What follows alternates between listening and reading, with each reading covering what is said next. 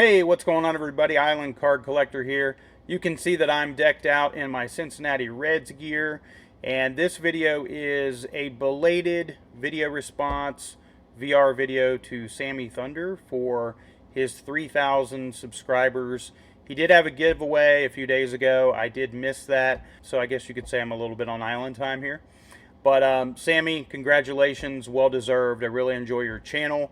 I really enjoy your insight and knowledge when you go on to collaboration videos. I really enjoy cardboard and cold ones as well. So keep up the good work and congrats. And for everybody else doesn't know Sammy's channel, I'll link that down below.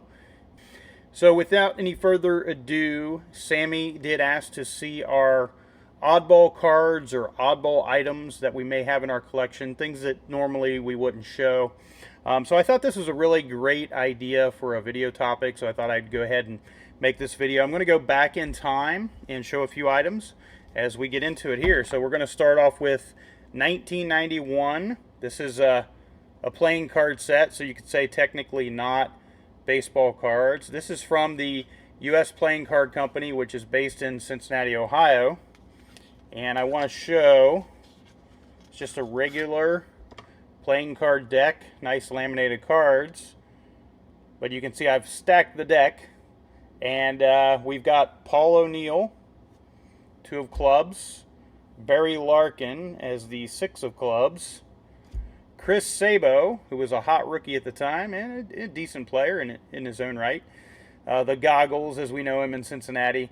The Queen of clubs. Rob Dibble, one of the ace closers of the 1990 wire-to-wire Reds. 10 of spades. Tom Browning is the 5 of spades. And I have to stop it with, of course, a future Red in his Mariners garb. The ace of diamonds, Ken Griffey Jr.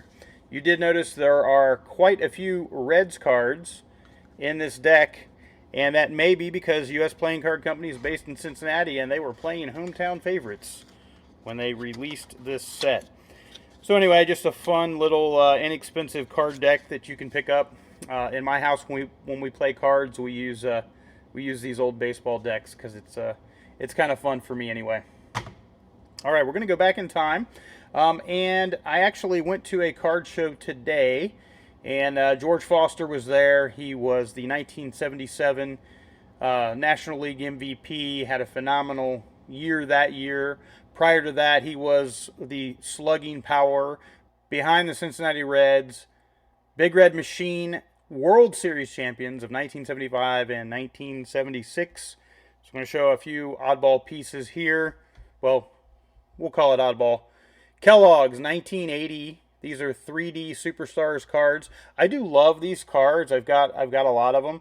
You could get them in cereal boxes. Select Kellogg's cereal boxes from the early 70s through the mid 1980s. And they also did have mail-off redemptions of those cards. And then I did want to get George to autograph a card for me. And it was kind of funny because he was, I think they listed that his autographs were going to be $25, and the sign that was by where he was sitting had the 25 marked off, and then $15. So I thought $15 for just an awesome baseball legend was a great deal. He is getting into his late 70s, but he is full of spunk. I'll say he's a great guy, and I'm sure a joy and a hoot to be around. So, without further ado, 1978. This is the O-Pee-Chee. I'll put it over there a little bit, getting some glare. He did sign it really nice on the side, and he was commenting that he really appreciated it being the O-Pee-Chee, which is something that he doesn't see and sign every day. So there you go. That was from Mr. George Foster. Let's go back to 1970 Topps. There were inserts in some years of Topps where they were not baseball cards, and they would give you something in addition to the gum, which is kind of fun. All right, the Pete Rose Story booklet. These were inserted into 1970 Topps packs, and if you can see, They're little comic book strips in booklet form, which are really, really cool. So I wanted to show that off. Again, this is a Reds themed video response for the most part. Alright, I thought I'd go back in time and show a 1940 Cincinnati Reds team issue. I don't really, I guess they're cards, oddball cards, right? You've got John Hutchings on here. This is in a PSA 5. You've got his stats on the back. I do have to kind of fight the glare here a little bit, but really thin cards, 1940. The reason I'm showing this is that was the Cincinnati Reds franchise's first World Series win, and we'll say the first legitimate World Series win after they won the 1919 World Series against the Black Sox, the Black Sox scandal. So in 1940, they did win it fair and square legitimately, and this is a team issue from that year. So I thought that would be kind of cool to share. And then I'm going to end it with something that's really special to me. I think anybody who's watched my channel knows that Pete Rose is my favorite baseball player of all time. I did recently a player run of his on the channel. And I'm actually going to start first with a Ty Cobb. Now these, these are cachet envelopes. These were really popular, and it kind of spawned out of stamp collecting. And they would make these commemorative envelopes where the post office would actually stamp them, with the postmark for that day. And this over here is actually kind of a felt piece that is a, artwork that is stuck on. It is just a standard envelope. But these were really highly collectible back in the 1980s and even before. But you can see here, this is September 8th, 1985, and it is Ty Cobb as the most hits of all time, which was true September 8th, 1985. You guys may know where I'm going with this, but I want to show something I've never showed on my channel, and I think it's just really cool. So here we have, man, there's just going to be a ton of glare on this. I'm going to have to hold it at an angle. Let's see how we can do this. There we go, guys. So here you go. You can see Pete Rose. I've got 3 of the 4 autographed. A little bit of a sad story here. I was at a card show in Cincinnati in November of 2023, and I had Pete Rose sign the 3rd one. I should have had him sign the other one, and I planned on doing it in November of 2024 when he came back into town, but unfortunately he passed away shortly before that.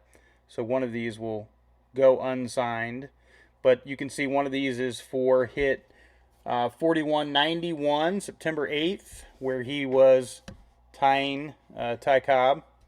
And again, guys, I really apologize for the glare here. I'm trying to figure this out.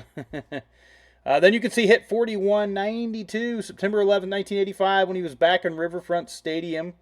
A moment that everybody alive in Cincinnati will definitely remember.